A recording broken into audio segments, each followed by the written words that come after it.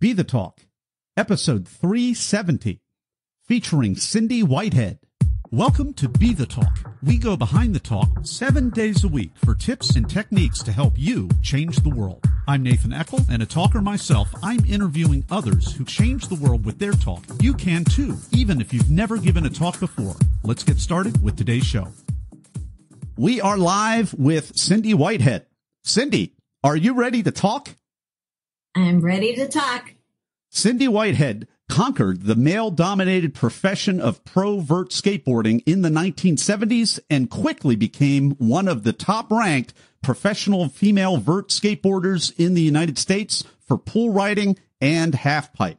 Since then, Cindy has gone on to coin the term sports stylist, working as a fashion stylist for the past 25 years, specializing in sports with companies like Gatorade, Nike, the NBA, and athletes such as Tiger Woods, Michelle Kwan, Kobe Bryant, Bethany Hamilton, and Mia Hamm. Cindy Whitehead, welcome to the talk. Thanks, Nathan. Happy to be here. Your talk is called Girl Is Not, in shout caps, not a four-letter word.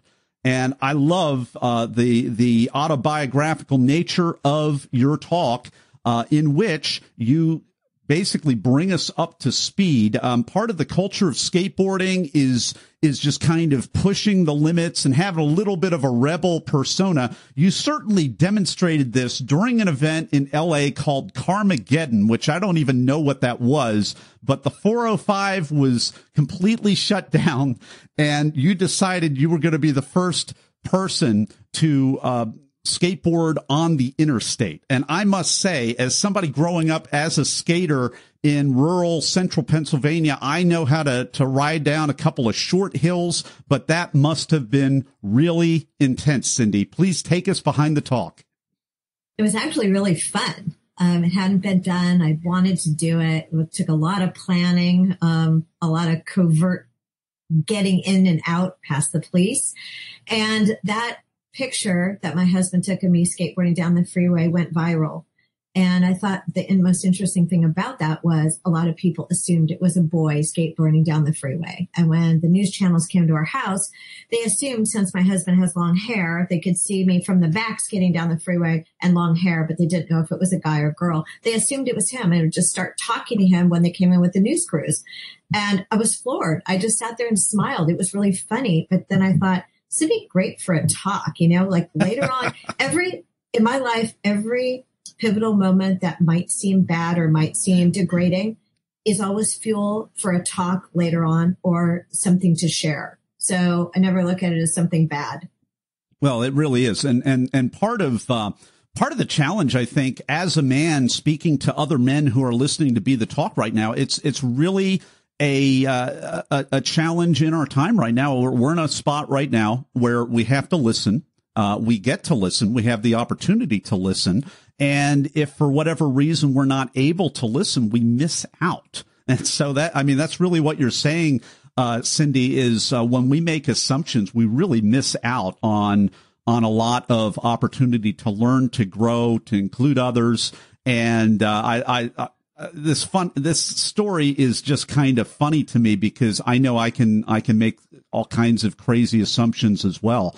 So, it also reminds me, there's a recent movie about a guy that free climbed up El Capitan, and no cables or anything like that. There's an element in your story where, he talks about how he got to the top after almost dying every step of the way, picks himself over the edge, and the person interviewing said, "Oh, were you a celebrity? Were you celebrated?" And he said, "No, the people didn't even know that I had just climbed up because I didn't have any cables. I didn't look like the other people. And so I just kind of walked through the crowd, and it was very anticlimactic." It sounds like a similar story to you, just because of the assumptions that were made.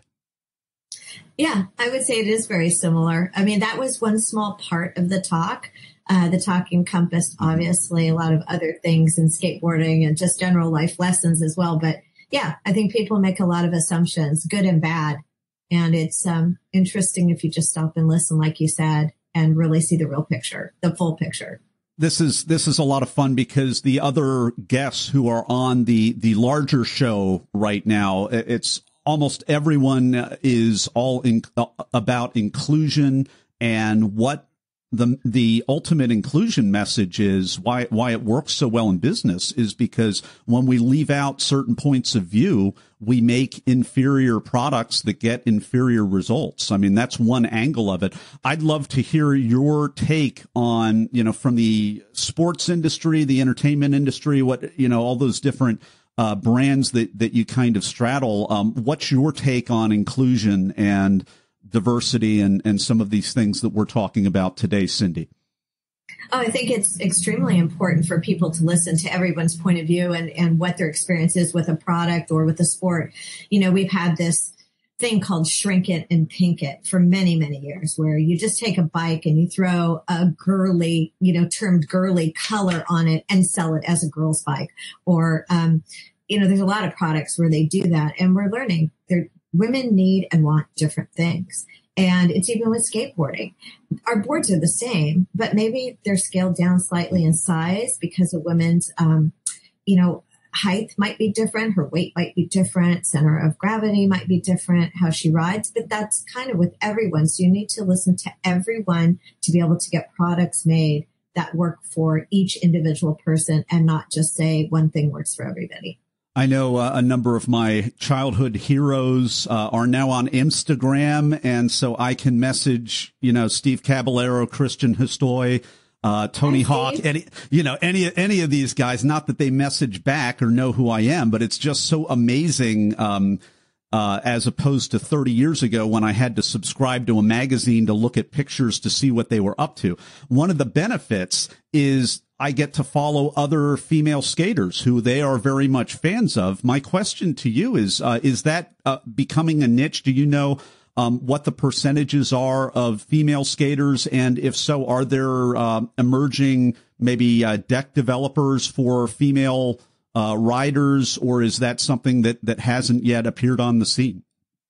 Yeah, female skateboarding is the fastest growing segment of skateboarding right now. Manufacturers are taking notice. Pro skateboarders like Nora Vasconcelos, Lizzie Armanto, Jordan Barrett, a lot of the top girls are getting their own pro models, and girls are flocking to ride that because if you have a choice of going to a skate shop and riding and supporting a female pro skater versus supporting a male pro skater, no offense to my friends Christian and Stevie and Tony, love you guys a lot. You've always been supportive of me growing up skating with you, but girls nowadays, they want to have female role models as well. And I think that's great that we have those options out there.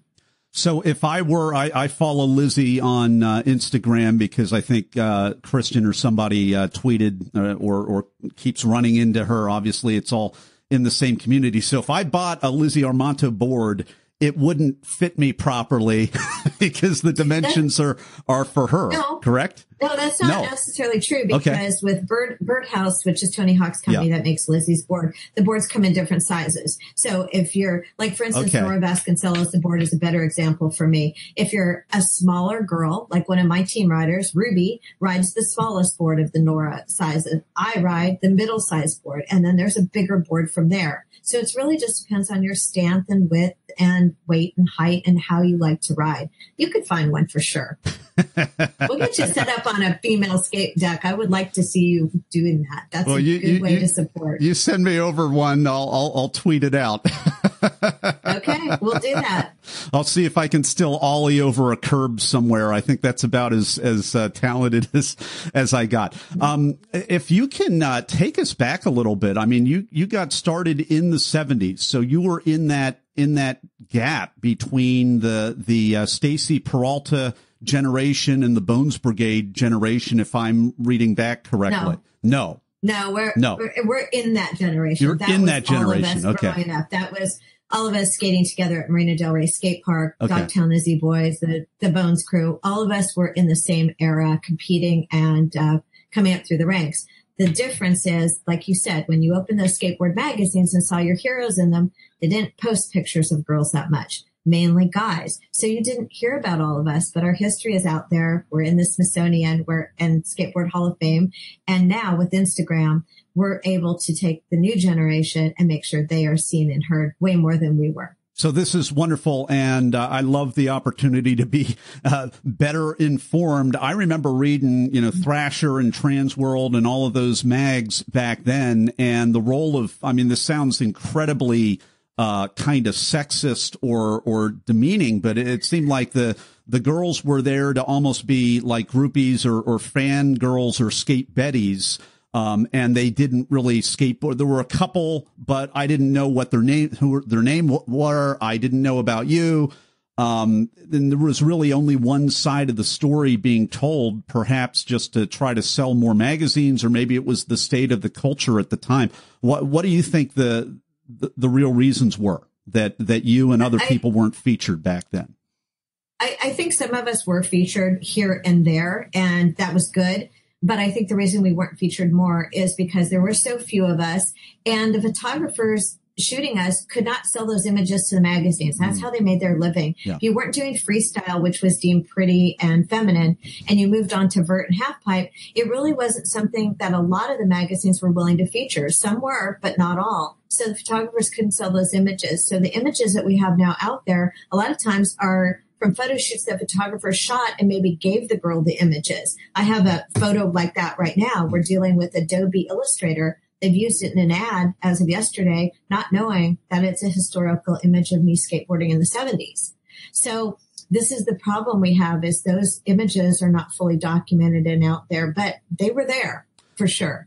So is that a intellectual property violation right there? You've got an image of you skating in the 70s. Somebody shot it. I'm just kind of curious about how you feel about that on multiple levels. You got the gender level and you've got the attribution level. We got, how do you feel when you see, hey, that's me, that's not somebody else, that's me. And then you've got all these things that are wrong with the way that it's portrayed. Well, I think intellectual property level, of course, but when you take a photo and make it into an illustration and you change it X amount and you avoid copyright, I understand all that, and I work in that industry, so I get it. I think what's more important to me, and I wrote an article on Matiza magazine and Medium yesterday about this situation with Adobe, is the fact that they made it an ambiguous figure. You can't tell whether it's male or female by changing some of the features. A lot of people had messaged me and said, we know that's you. We've seen that picture a million times. It's famous. It's an iconic photo from the era. And I think what's more important to me is somebody like Adobe stepping forward and saying, hey, we made a mistake and this is part of women's skate history. What can we do to make this right? How about we, do illustrations of 5 or 10 girls from the 70s and do a little history talk, something like that. It's not about monetary value. For me, it's about getting women's voices seen and heard and having female empowerment. Well, we've been enjoying this conversation with Cindy Whitehead, and if you're listening and you work at Adobe, this is a great opportunity to reach out to Cindy and make this right. Yes. Or if you know anybody else who works at Adobe, or if you're a customer of Adobe, as pretty much all of us are, this would be a great opportunity for that, because her talk is called "Girl is Not a Four-Letter World." A four-letter word, and we're going to be right back in just a moment with the Blitz Round. And we're back. It's time for the Blitz Round with skateboarding legend Cindy Whitehead.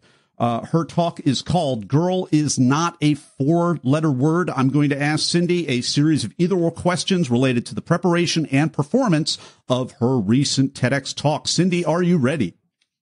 I'm ready, Nathan. Were you invited to speak, or did you apply? I was invited to speak. Did you memorize, did you improvise, or did you blend your talk? I memorized, and I would do it differently this time.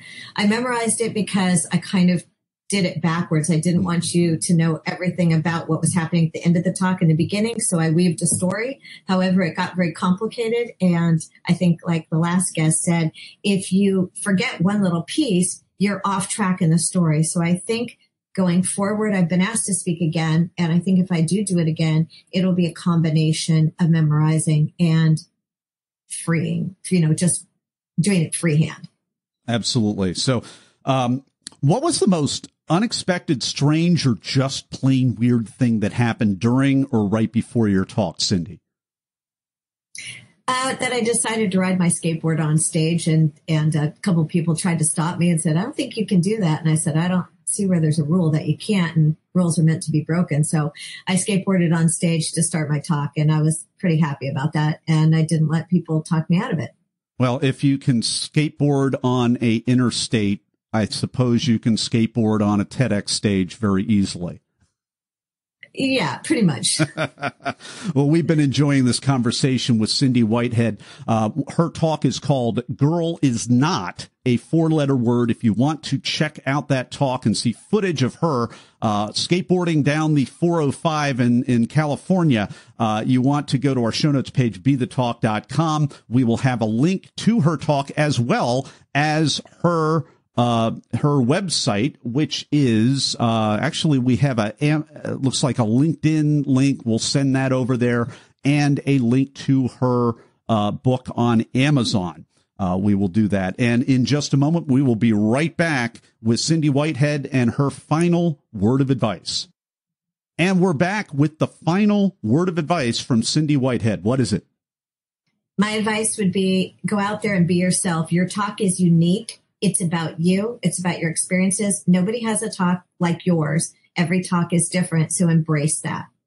Cindy Whitehead, thank you so much for coming on the talk today and sharing your wisdom with Talk Universe. Thanks so much, Nathan. Thanks for listening to Be the Talk. For tips and resources to help you change the world, go to BeTheTalk.com. See you tomorrow.